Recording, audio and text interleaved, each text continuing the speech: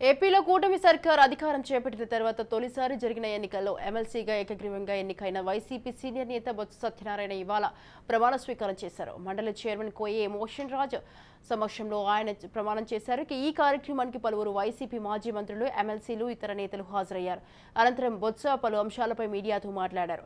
స్థానిక సంస్థల ఎమ్మెల్సీ ఎన్నికల్లో తనను ఏకగ్రీవంగా ఎన్నుకున్నందుకు బొత్స సత్యనారాయణ సంతోషం వ్యక్తం చేయడం జరిగింది.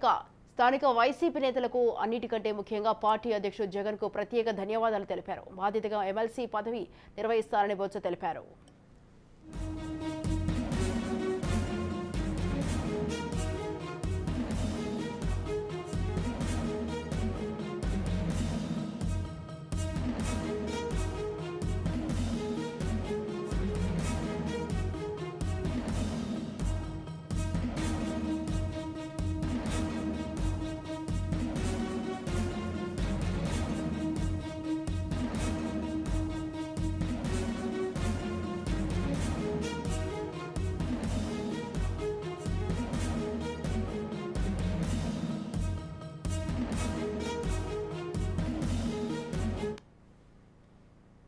ఏపీలో కూటమి సర్కార్ అధికారం చేపట్టిన తరువాత తొలిసారి జరిగిన ఎన్నికల్లో ఎమ్మెల్సీగా ఏకగ్రీవంగా ఎన్నికైన వైసీపీ సీనియర్ నేత బొత్స సత్యనారాయణ ఇవాళ ప్రమాణ స్వీకారం చేశారు.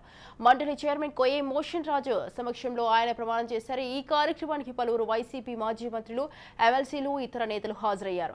అనంతరం బొత్స పలు అంశాలపై మీడియాతో మాట్లాడారు.